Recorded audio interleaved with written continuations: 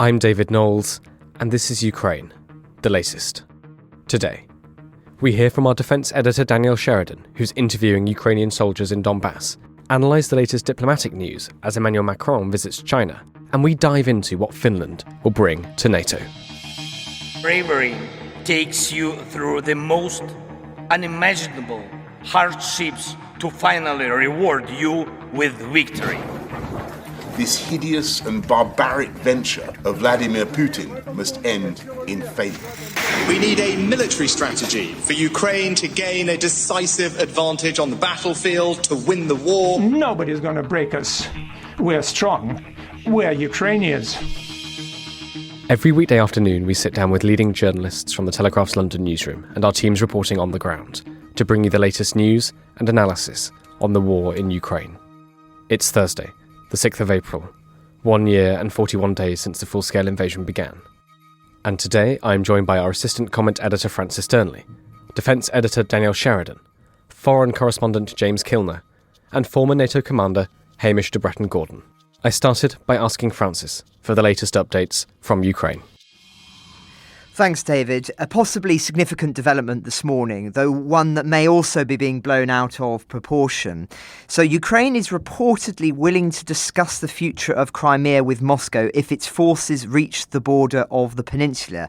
That's according to analysis of an interview with Andrei Sybiha, an advisor to Zelensky, who's told the Financial Times, and I will read the quote in full, If we will succeed in achieving our strategic goals on the battlefield, and when we will be on the administrative border with Crimea, we are ready to open a diplomatic page to discuss this issue.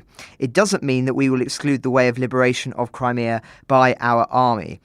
Now, if this is indeed suggestive of Kyiv's thinking that they might be willing to discuss the future of Crimea in a negotiation, as some are interpreting this morning, then these would be the strongest comments yet from Ukraine in terms of their willingness to enter into negotiations with Russia since talks with the Kremlin broke down last April. Personally, though, I have my doubts. As we've reported, Crimea remains absolutely integral to the Ukrainian definition of victory. It was, of course, stolen from them by force in 2014 and served as an important launchpad for Russia for this invasion. Not restoring it would give Russia a permanent foothold on the peninsula, which the Ukrainians argue could destabilise their country. Plus, the Ukrainians have been really consistent in saying that their future economic prosperity rests on Crimea, that any contested territory will lead to less likelihood of Western investment in the long term and less likelihood of all of people returning en masse, which of course remains an absolute priority for them. So if this does mark a shift, and I don't think it does necessarily, which I'll come to, that this is designed, I think, for a Western audience. Many Western officials doubt the military viability of assaulting Crimea, as we've touched on in the past. But more importantly, fear that attempting to do so might prompt Putin to escalate the conflict, possibly with nuclear weapons, is a real impediment for Western support of Ukraine, as we've seen in recent months. And so this, by opening the vague possibility of a negotiated settlement that could see part of Crimea going to Russia, it might give certain countries more flexibility in the weapons that they support. There have been reports that Ukraine has been quite heavily hamstrung, as I say, by fear that donated weapons could be used for an offensive on Crimea. So that's one way of looking at this. The other way of examining it is that there has been actually no change, and that this marks rather a sort of misinterpretation of the Ukrainian position. So that they're not saying that Crimea could be negotiated away, rather that its future as part of Ukraine would be agreed at a negotiating table rather than by force. And there is some evidence trickling through this morning that that may be the case. Mikhail Podolyak, head of the office of President Zelensky, he's tweeted in the last few minutes, "The basis for real negotiations with Russia is the complete withdrawal of Russian armed groups beyond the internationally recognised borders of of Ukraine in 1991, including Crimea. There is no question of any territorial concessions or bargaining of our sovereign rights.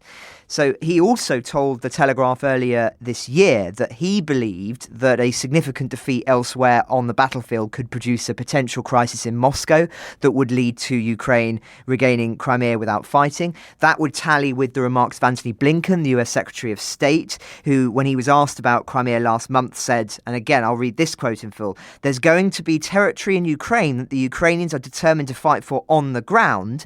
There may be territory that they decide that they'll have to try to get back in other ways." So if I had to choose between these two, I think the latter is more likely, that actually nothing has changed this morning and that this is rather a misunderstanding from certain analysts. But if so, it is arguably a convenient one for Ukraine in the short term. It may get more countries to loosen the purse strings and give them more money and weapons as they prepare to launch the counteroffensive. So that's the big story there. Just a couple of other quick ones on the battlefield front. So Crimea is also relevant here. Russia is reportedly building up its defensive in Crimea with a trench system extending several miles around the border. Certain Russian military analysts have told the Washington Post that the Russian military is apparently understanding that Crimea will have to be defended in the near future. And if that's true, and Ukraine is planning an attack on Crimea, then the whole talk about Crimea this morning may, of course, be a ruse designed to mislead in the coming counterattacks. So again, this is also very interesting. Just lastly, of course, we've talked a lot about Bakhmut, and Prigozhin earlier in the week was trying to claim that Bakhmut had definitively fallen to Russia and particularly to the Wagner group. But we've heard again this morning, senior advisor of President Zelensky said the battle for Bakhmut continues. They are underway in the streets. The enemy are attempting to encircle the city, but they are failing. Our command fully control the situation within the defensive fortress. And he goes on to just talk about what the importance of holding Bakhmut, and also that it's still continuing to be defensive. So, of course, Western analysis have been playing down the strategic significance of Bakhmut, but Ukraine have framed its defence as now being really important in wearing down the Russian forces, as well as being symbolic. And so it's no surprise, I think, that Ukraine are pushing the fact that they are still fighting in Bakhmut, because I think if it were to fall to the Russians, and it may be a when rather than an if, it will mark something of a blow symbolically, I think, given we've been speaking about it for well over 7 months now. But anyway, David, I've spoken for long enough. That's where we are this morning in the military space. Thank you very much for that, Francis. Danny Sheridan, it's great to have you on. Thank you so much for making the time. You've been reporting from Donbass in the last few days. Could you give us a sense of your experiences out there? Добрый день. Grateful for Francis just finishing talking about Bakhmut, because that is where my reporting has taken me. Yesterday, I spent time with soldiers in Chasiv Yar, which is the last town before Bakhmut. It's a very dangerous place. Constantly, we could hear the sound of outgoing fire, which, to be quite honest, made me jump out of my skin constantly. There are very few civilians walking around. That it is pretty much dominated by soldiers. And the few civilians that do remain feel not without hope. They've expressed that they don't flee the town because if they were to, they don't have anywhere else to go. So it's a case of leaving and becoming homeless, or staying put and hoping that they will see this victory that the soldiers and the country as a whole speak of as something that will become an actuality. But the conversation I had with various soldiers was that, well, they actually found it really hilarious, the idea that the Russians might have taken Bakhmut. They said that's completely not true, that they are limited in what they can share with the press, but they said that let's put it this way, we're doing enough rotations to hold Bakhmut, and we're content with what we're doing. So they were dismissive of Russia's claims that it was making gains in Bakhmut, and said that's just not the case. And I am writing something based on my time in Chasiv in the coming days, so it would be great if readers could keep an eye out for that. But yes, I would just say ultimately it's a very kind of bleak state of affairs there, but as is so often something I say when I'm reporting out here, it isn't without hope. And the soldiers and the few civilians, I should probably say a handful of civilians, I don't know how many people are still living there. I think someone said about 700 people, but I saw a smattering of people yesterday wandering around, and they do believe that they will reclaim what was once theirs. But another thing I would just add is that a lot of my reporting since I've been out here has been in Kyiv, and then in the summer I spent a lot of time in the south. But this is, for me, the first time I've actually been east, and it has been a real shock, to be quite honest, to see just the level of destruction that civilians are having to put up with. I mean, I'm very lucky that I live in London and can jet in and spend a few weeks reporting here, but I have found it personally really difficult. I haven't showered in days. There isn't decent water. Last night I literally didn't sleep because there was just so much outgoing fire from where my bedroom was that it was just impossible to sleep. Like, I was terrified. And I think if I'm saying that as a Westerner coming in, like, I can't even imagine what it is like for the people of Chasiv Yar and the Donbass region in general. And it was just from a personal point of view, it's just been, I think it's really important for me to see that. And I feel so deeply for these people that are living it day in, day out. You know, I'm lucky that I can leave here, hopefully soon-ish, and go back to my lovely, privileged life. And yeah, it just really is an eye-opener when you come to these places. So that's my 2 pence for what it's worth. Thanks very much. Danny, can I ask, when you were talking to the soldiers, as Francis mentioned, we know how bloody and awful the fighting has been in the East, and how both sides have suffered a huge amount of casualties. Did you get a sense of their morale? I mean, you said that they were joking with you, they were sort of dismissive of Russian claims. What did you make of their... Did you sense any worry? What did you make of their morale, basically, is my question. Understood. Genuinely excellent morale. They were joking, smoking, laughing, but serious. They said, you can make one mistake here and you can risk your life. So whilst they are cool, calm and collected, they understand that this is a very extreme, and actually that's the word they used, extreme situation. But morale is high, and they're all mates with each other. And there's this one soldier I was speaking to, who's only 20, and he's been in the army since he was 18, and he's seen so much action. And I said, do you feel proud to be fighting for your country at such a young age? And he dismissed the question. You know, I'm not proud. It's just what I'm doing. And there were some older soldiers there that were his superiors, and they were kind of like touching him on the shoulder and saying, well, we're proud of you anyway. So there is definitely a sense of camaraderie among the men, and they were just nice blokes to talk to. And one of them went inside and came out and gave me some chocolate. I was like, don't give me your rations, but they're just, I just really got the impression that the mood is positive among them, and they weren't talking to me with a sense of fear in their eyes. And these are men that are literally going to Bakhmut. I mean, these particular soldiers I was talking to, we were only 5 kilometers really from the front line. That during that conversation, the noise was just really quite terrifying. It was just constantly hearing gunfire, and I was trying to calmly interview them and was a bit jumpy, but they didn't even flinch. So it just goes back to my point about how calm and collected they are. But I would certainly say morale it remains really strong among them. Danny, one final question from me, because I know you've got to get back to reporting. Are you able to share a little bit about where you might be heading next? What are the stories you'll be looking at before heading home? Do you know what? I'm not going to, because it's a war zone and I have stuff lined up that could quite easily be pulled at a moment's notice, and I don't want to put out what I might be doing and then it all falls through. So if you don't mind, I'll dodge that question. There should be some really interesting pieces coming out of here soon. Well, thank you very much, Danny Sheridan, for joining us, and do stay safe out there. It sounds like you've had quite an experience over the past few days, and all of us are thinking of you, and looking forward to reading your dispatch tomorrow. Do popatrzenia.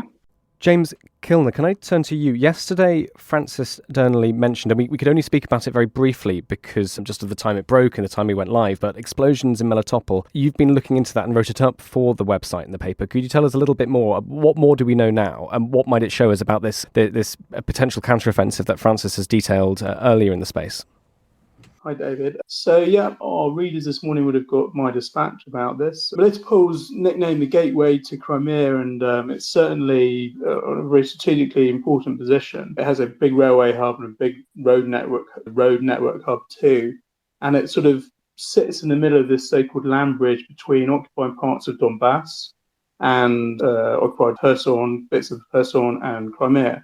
So it's a very important link for the Russian army to be able to funnel its supplies and troops and soldiers and tanks through to get to and from Crimea and to and from Donbass. If Melitopol was to fall, Russian forces in Crimea would be entirely reliant on the bridge, the 12-mile bridge between Crimea, the Crimean Peninsula, and the Russian mainland, the 12-mile bridge, which was, as we all know, attacked in October and badly damaged. So there's been a lot of pressure building up, it seems. Reports from both Ukrainian and pro-Russian officials around Melitopol. There's been a lot of reports of a build-up of Ukrainian forces, of an increased number of artillery strikes, this sort of thing. Overnight, a Russian official reported 6 artillery strikes or attempted artillery strikes by HIMARS long-range artillery weapons that the Ukrainians have. Apparently, these are all shot down, that sort of thing. Yesterday, when I was reporting on the same story, there was a handful of explosions around Melitopol, which is home to a Russian base, etc. And what another official has said that he reckons there's 75,000 Ukrainian soldiers are now in place on the front line, which is sort of 50 miles or so north of Melitopol around the Dnipro River.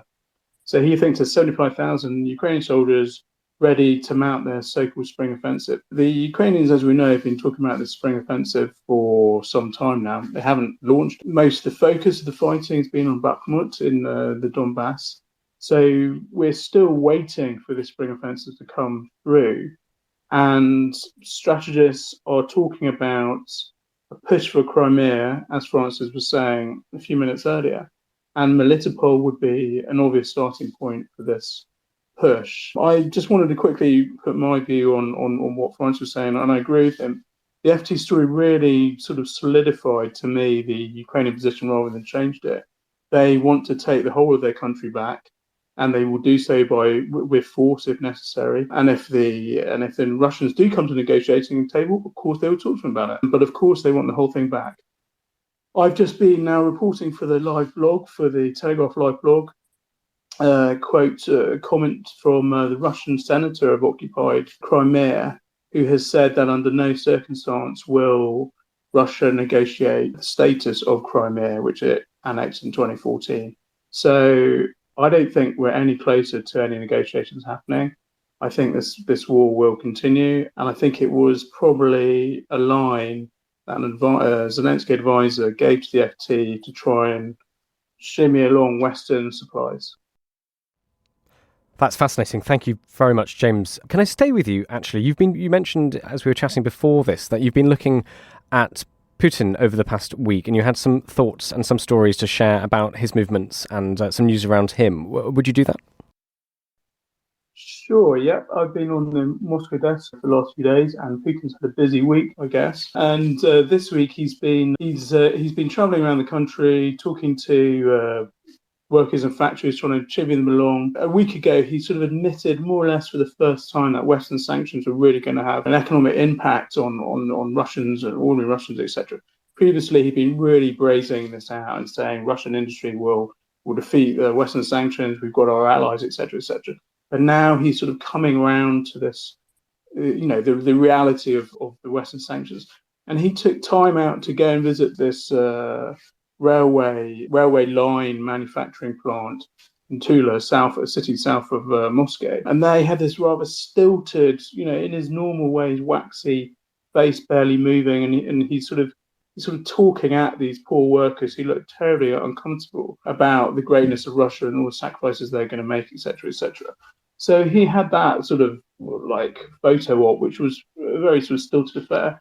And then yesterday he hosted this, it was sort of meant to be a very normal meeting. It was a meeting for new diplomats who turn up in Moscow and they present their credentials, etc. And he hosts them in one of the great halls of the Kremlin, all sort of chandeliers and gold, etc. And he normally gives a bit of a speech, and then he meets them and shakes hands with them in person, and says a few things to them. And he gave this sort of incredibly wafty speech as we do, as he's been given to giving, and about the greatness of Russia and the multipolar world and Russia's place in this world and how he wants peace and all that sort of thing. And then at the end of this speech, which I watched on Telegram, 20 minutes or so speech, he sort of comes to an end, and then he expects a round of applause from these ambassadors and their lackeys, and there's nothing. They're just deadpan silence. It was really remarkable, and Putin it sort of looked sort of taken aback by it. He didn't know what to say or do. He looked deeply uncomfortable, and he sort of follows this up into his microphone. He says, "That's the end of the speech," and still nothing. And then he says, "Oh, well, normally I'd come and shake hands with you, but I'm really busy and there's some health concerns." And then he sort of turns and totters off and gives like a half-wave goodbye and says in English, "All the best." I mean, it was just remarkable. It was a real sort of affront to Putin there in the Kremlin. What the diplomats the ambassadors who were given their credentials included the new US ambassador, who was never going to clap Putin, but it also included countries like Mexico, Honduras, etc., who are supposed allies, still ally Russia. So a really interesting vignette, I suppose, of the Kremlin's crumbling power. And it was all done inside the Kremlin. And you had Putin sort of giving a half wave and mumbling the salutation in English. Good stuff. Thank you very much, James. Staying in the diplomatic space then, can we go back to Francis? Because there's quite a lot of developments here with Macron in China. Can you talk us through what's been happening there? Thanks, David. Yes, well, of course, I spoke about this yesterday. Macron going to China and taking Ursula von der Leyen, the head of the EU Commission, with him, supposedly to, in a sense, put pressure on China to do more to try and strong-arm Russia into the negotiating table and to stop its sort of brutal invasion. And there's been some more remarks from Macron this morning. He's told President Xi that he's counting on him to bring Russia to its senses regarding the war in Ukraine. I'll read the quote. "I know I can count on you to bring Russia to its senses and everyone to the negotiation table." And we're expecting there to be more conversations today about bringing the conflict to an end. So Macron will be in a meeting with Xi, as will certain EU leaders. And they've already been greeted with all the sort of grandiosity you would normally expect on these kind of visits. So they've gone to the Great Hall of the People, the heart of power in the capital, and they've had all of the normal photo opportunities. But it remains to be seen, really, what they're going to be getting out of this. And I think that, of course, Western pressure is mounting on China to make more of an active role in the peace process. And that's something that China seems to be very keen to do. But as I keep saying, we have still not seen any evidence of China reaching out to Ukraine as they promised. And so I think at this stage, it does still feel very much like it's one way, with Xi sort of backing Putin, really, rather than being this great bringer to the table of the two sides. And of course, which would require a nuanced understanding of what Ukraine's demands are and what Putin's demands are. And yet I don't see really any recognition in its 12-point peace plan as to actually what Ukraine wants. So thin is the detail on it. And so I'm very sceptical as to this sort of peacemaking role that China may seems to be seeking to have. I think the other important point to emphasise here is that as part of Macron's delegation, there are numerous business leaders with him. I think representatives from Airbus are there, Alstom, numerous artists and filmmakers, which is all designed, of course, to solidify business and cultural ties with what is the world's second largest economy. But one could argue, of course, that whatever the rhetoric, if you're trying to strengthen these business ties, the message is still ultimately that Europe, France wants Chinese business relationships regardless of how China supports Russian activities. And I think it all comes down to this diplomatic consensus, really, which still seems to be, despite everything that's happened with the war, that money is the force that spreads peace ultimately around the world rather than a strong, say, moral stance. So finance is really seen as the West's central conduit for spreading its values, despite the fact that both Russia and China have been able to embrace capitalism whilst maintaining their autocracies. And evidently the folly of the West building a reliance on these countries that has ultimately not had this intended effect, which was meant to make wars impossible, but actually has arguably strengthened Russia's hand in terms of how it's been able to deal with the West, and whether that be Germany, certain Eastern countries. It's a very curious state of affairs how this sort of, I suppose, as I say, diplomatic mentality has not been severely shaken by this. But still, this seems to be that the way to keep China on side and to get them to do, in a sense, what the West wants is to strengthen ties, commercial and diplomatic and political. And as I say, until perhaps we get to the stage where that is shown to be foolish with regard to China, then I don't foresee there to be a huge shift there. But as I say, we will see what more we get out of this and whether there is any sign of China shifting position. But as I say, I'm not holding my breath. So that's the big diplomatic story, David, but one we'll, of course, be monitoring over the weekend. And I'd recommend that listeners do check out the live blog that James just alluded to, because we are constantly updating that throughout the day, including when we're not on air. And I imagine that there'll be some interesting developments in that space. Thank you very much, Francis. Hamish to Bracken Gordon, thank you so much for listening to all of that. Would you like to offer any comment on anything we've talked about before we get to the main reason we brought you on today? Yeah, hi, good afternoon. Really fascinating. The first thing that I'd like to cover is Danny's dispatch from the front there. I think it's probably very difficult for listeners to understand what the sort of shock of war, shock of conflict is like. And Danny's very lucid description of how she's terrified and how frightening it is really brings home. I mean, I can remember so clearly my first day in conflict back in the first Gulf Wars 31 odd years ago. I was terrified, feel that every shot is being fired at you, every artillery shell is coming your way. And those first few days are, it's really difficult, but you do get used to it. And Danny's saying, the troops, good morale, they weren't flinching like everybody else. They are getting used to it. And certainly after 34 odd years of doing this stuff, I wouldn't say I was used to it, and I'm still petrified when I get into those positions. But it is that shock of war, that shock of conflict is horrendous. And my piece in the Telegraph yesterday about the meat grinder going on around Bakhmut, where the conscripts are getting no training and are lasting only 7 days on the front line, you can absolutely see it. I mean, I expect these young kids are absolutely petrified and don't know which way to look. So, yeah, I really take my hat off to Danny and all you guys and girls who go out to the front line. It's really difficult going there for a few days, going in and out. The mental pressure is immense. For the soldiers themselves, we do battlefield inoculation.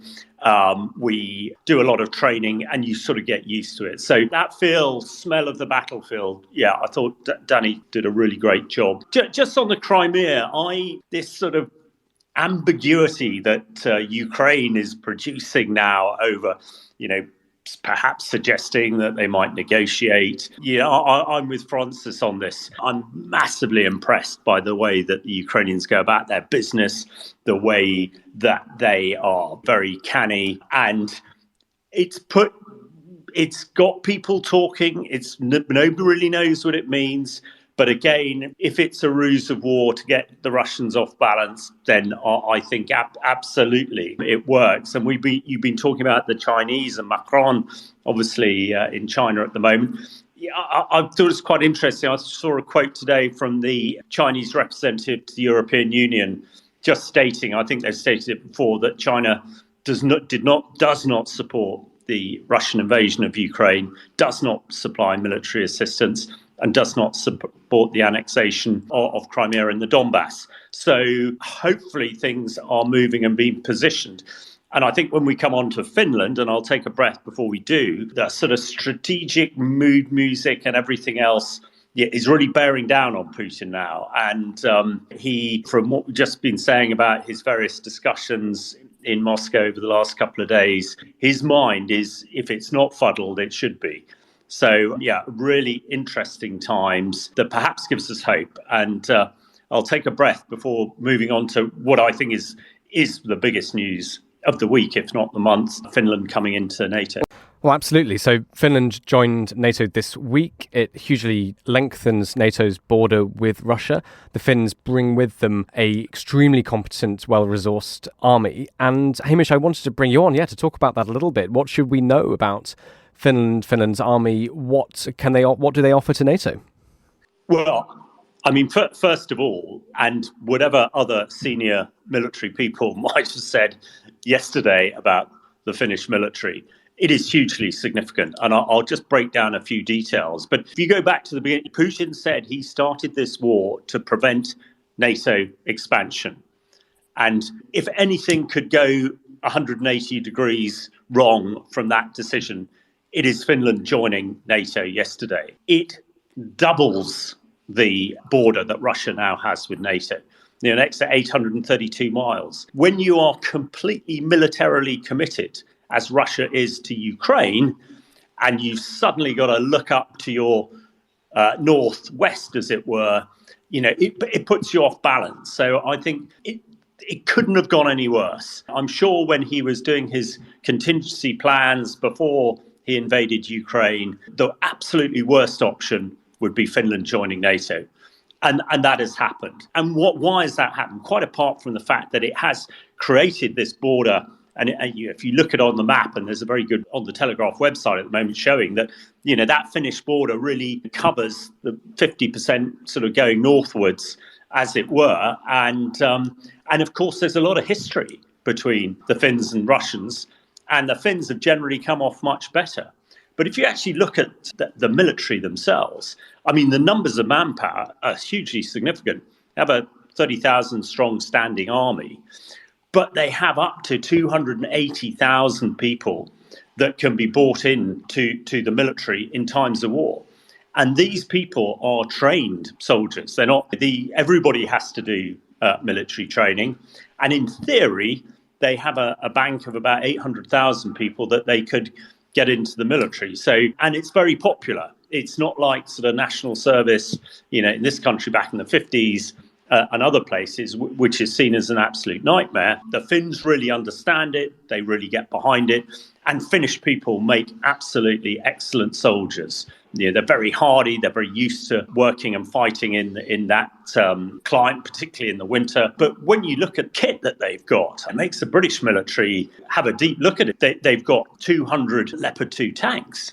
That's twice as many Challengers that we've got in the British Army. And on the artillery side, 1,500 artillery pieces. This makes them the biggest single artillery army within European NATO, as it were. And we've seen how significant, how important artillery is in the battle of Ukraine. This is modern artillery. This is not just shells that you're getting fire around. I think the other thing that struck me, you look at their Air Force. Now, 64 F-35s is a very significant fire. The Royal Air Force has 30 F-35s, and it's going to get, I think, another 18 over the next couple of years. So when you look at both tanks and aircraft, the Finnish military has twice as much as the British military. So when you put, and also, of course, it makes the Baltic Sea more secure for NATO, and the Ukraine and the Finnish Navy, again, has a lot of very capable craft. So I think in sum, what you now have in the northeast of NATO's area in Europe, you have the Finns, who are well trained, very well equipped, highly motivated, and highly capable. And quite frankly, to me, it's absolutely locked the door on Russia. This couldn't be worse for them. And with all the other things going on at the moment, the Kremlin must be a really unpleasant place to be. I'll take a breath there. Thank you very much, Hamish. Well, from everything you say, let's just really hope the Finns never take against us. Francis and James, would you like to come in on that or add anything to what Hamish has been saying? Well, I would just echo exactly what Hamish has said. I think it's very easy for us to just look at the political influence and symbolic value of Finland joining NATO. But this actually really does, as Hamish says, in a worst case scenario, this is hugely important if things were to escalate to a very serious state. Having the geopolitical positioning, the geographical positioning, but also the military might that Finland bring to bear is, as Hamish has summarised, considerable. And so but more importantly, of course, is the deterrent effect that this has, that by the very manner of them being part of NATO, of course, it acts as a huge deterrent to Russia. And in many ways, I know that you could say, well, much of Western policy in terms of preventing Russia from striking Ukraine and obviously engaging in other imperialistic activity has failed. But in the fundamental red lines that have been drawn by NATO, it has had an impact. Russia has not tried to roll tanks across other parts of Europe that are part of NATO because they know that if they were to do so, that it would lead to, well, I actually even hesitate to say World War III, because I don't think that Russia would last that long, frankly, given that what we've now seen of the Russian army in action in Ukraine. But nonetheless, it would be utterly disastrous for them. It would certainly mark the end of Putin. So red lines do matter, which is why I think that this policy of strategic ambiguity that the West so often adopts, say as little as possible, and because that increases your hand and your power, because your enemies don't know exactly what you're going to do, is in many ways often misplaced. Because actually, if you do make it clear what your red lines are and what you are willing to accept, then it acts as a very, very powerful deterrent indeed. And if only there had been perhaps more clearer red lines articulated about Ukraine, then we may have been able to prevent this invasion in the first place. So completely echoing what Hamish has said, this is a really big moment. And I know I said yesterday it's perhaps one of the most important, if not the most important development since the war began, if one is zooming out and looking about how the map of Europe and the wider West has been shaped by this war. But of course, we still await to see whether Sweden will join. And I think it will. I think the impediments to that are slowly shifting, and so I think we can expect another NATO member in the coming months, and that again will have a big impact on Putin's ability to be able to deny that this war is going badly for him, because ultimately, as Hamish says, this was a war that was articulated as being stopping NATO expansion, and it has had the complete opposite desired effect. And I think that the Russian elite and the Russian people will be able to very, very clearly see that. It's not something that you can hide. So a very, very big week. Thank you, Francis. James, anything to add on that, or any other updates you'd like to talk us through? No, only to totally agree. I was really, and I thought Hamish laid out excellently. I was really surprised yesterday to watch some dismissive remarks from some very formerly high-ranking British commanders about the Finnish army. I think that they got that completely wrong. And I think it's a huge asset to NATO to have them lining up on our side. The only thing I would slightly add is that Finland, with all its military preparations and its tanks and its training and its conscription and its air force, etc., it has been single-mindedly focused on the threat from Russia. So, really, really good NATO asset. And it sort of completes the idea that the Baltic Sea is becoming, or has almost become, a NATO lake. Other than Russia, one at the very end of it, Sweden. When Sweden joins, that'll be it. It will be completely sort of bordered by NATO countries. So yeah, all very important. Just one other thing, David, which is, of course, as Hamish referenced, Finland and the Soviet Union had a violent history. The Winter War famously started in 1939. I think it went on into 1940, where the Soviets were fighting directly Finland in combat, and the Finns managed to bat them off. I mean, it was a very impressive, shocked Europe at the time that the Finns were capable of this. And it has echoes, as we've talked about in the past, many months ago on the podcast, with this war in Ukraine, where Russia invades and is expected expected to roll the tanks through and for it all to be over very quickly. But Finns, through strategy, through their technological understanding and also geographical as well, and also elements of the weather, played a huge role and were ultimately led to, sizable defeats for the Soviets. And ultimately, it was not a success from what the Soviet Union sought to achieve. So this is not a country that should be underestimated in the way, as James was just saying, some have, I think, in the last 24 hours. Yes, absolutely. I mean, just to note, of course, that Finland did cede 9% of its territory, including Karelia, to the Soviet Union at the end of the Winter War. But you're absolutely right that some of the earlier battles were the Finnish army inflicted, and the ski troopers inflicted huge losses on unprepared and under-equipped Russian Soviet troops. Are there any other updates from Francis, Hamish, or James, or shall we go to our final thoughts? David, can I just a very quick one on the nuclear issue? And I only raise it because a lot of people are asking me, and I do advise quite a lot of people in and around Ukraine on it. But as I've said on the pod before, this is something that I think is bluff and bluster, and we should absolutely focus on it. But people should not be unduly concerned. It's a bit like Finland joining NATO. The Russians, in starting the conflict, wanted to prevent NATO expansion. The Russians from the very beginning have used the nuclear issue to keep NATO out, and it just hasn't worked for 14 months.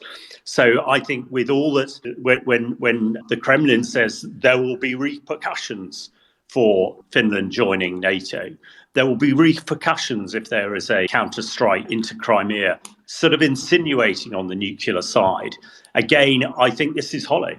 I personally think they cannot use their tactical nuclear weapons, and nobody, even the hardest hardliner in the Kremlin, is talking about sort of nuclear Armageddon. So I think people should, not put overdue weight on nuclear because it has failed. That card has been played and it doesn't work. So just if people are still concerned, which I know they are, it's a spent one. Over. Thank you very much, Hamish. Well, for our final thoughts, shall we start with James or Francis? What will you be looking at over the Easter break? I'm happy to go first, David. An interesting update in the last 24 hours is that President Biden and Justin Trudeau of Canada have called for the immediate release of the Wall Street Journal reporter Evan Gershkovich, which of course we've spoken a lot about in the last week or so. He was arrested in Russia on spying charges when there's absolutely no evidence of that. And this has been extensively denied by the Wall Street Journal as well, that the White House has called the espionage charge, which carries a prison term, of course, of up to 20 years, as absolutely ridiculous. And I do think it's just obviously an important moment when you've got two important world leaders who are raising this case and not letting it go away. It's not going to go away, and nor should it. And I think it's important, though, that we do remember the Ukrainians and the others who remain in Russian captivity with no communication with the outside world. As I've said before on the podcast, it's an uncomfortable fact that one of the reasons that the Soviet gulags have never instilled themselves in the kind of cultural consciousness in the same way as, say, the Nazi death camps, despite millions dying in the gulags in the most hideous conditions, is that they were so far away and deliberately designed to be so.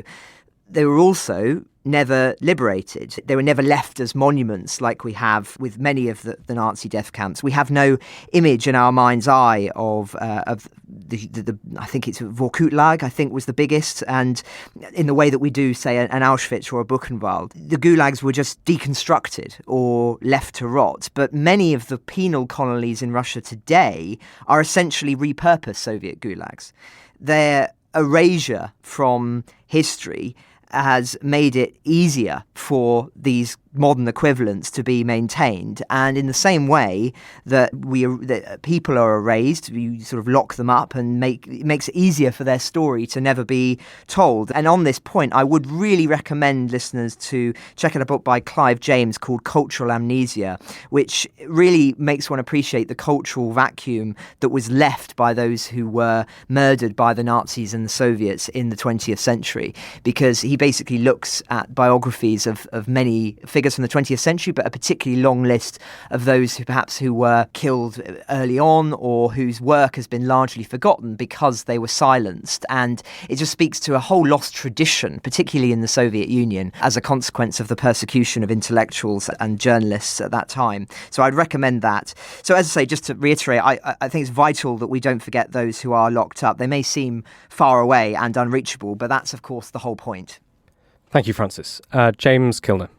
Well, I'm on for the next few days again, and it looks like it's going to be a very busy time. I'll be looking out for any movements around Melitopol, obviously, and Crimea. And I'm also finding stories shortly about Putin's increasing COVID concerns. We've got rising COVID coronavirus cases in Russia, and it seems to be that he is distancing himself from people again, putting up quarantines and insisting on vaccinations, etc., etc.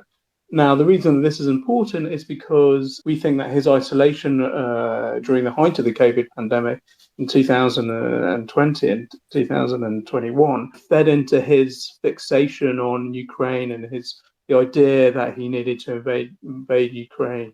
So I will be looking at that and following through on it very shortly, and just keeping a watch on the Kremlin in general, as well as, very importantly, as Francis said, keeping a very close eye on developments from Evan, the imprisoned Wall Street Journal journalist. Thank you, Francis and James. Hamish de Bracken Gordon, would you like the very final words? Yes, thanks very much. I think, like others, I am looking very closely at the so-called counter-offensive. It is pretty clear that quite a lot of what we call preparation of the battlefield is happening physically by the Ukrainians, some of the deep strikes we've heard about, perhaps some of the other clandestine activity that might be going on, but also from a sort of leadership and diplomatic perspective, throwing this Crimea hand grenade into the public domain. I think, and we are pretty concerned that a lot of the Western weaponry is now in and around the battle space, being trained and prepared. But I think going back to my point on how canny the Ukrainians are, there are lots of us pontificating about what might happen or what might not happen. I think the key thing is that we will all be surprised, and the Russians are most surprised of all when it happens, where it happens, and what happens. But I am certainly pretty confident that Ukraine has got the wherewithal to really push this home, and hopefully we can look for sunnier days in Ukraine, not on the too far distant future. Ukraine the Latest is an original podcast from The Telegraph.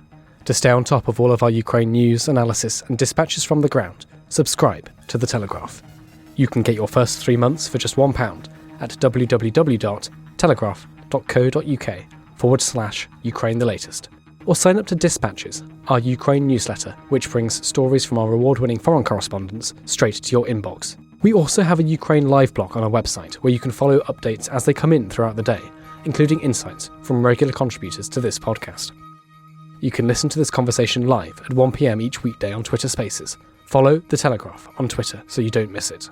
To our listeners on YouTube, please note that due to issues beyond our control, there is sometimes a delay between broadcast and upload, so if you want to hear Ukraine the Latest as soon as it is released, do refer to podcast apps. If you enjoyed this podcast, please consider following Ukraine the Latest on your preferred podcast app, and if you have a moment, leave a review, as it helps others find the show. You can also get in touch directly to ask questions or give comments by emailing ukrainepod@telegraph.co.uk. We do read every message. And you can contact us directly on Twitter. You can find our Twitter handles in the description for this episode. Ukraine the Latest is produced by Louisa Wells and Giles Gear, and today on Twitter, Robbie Nichols.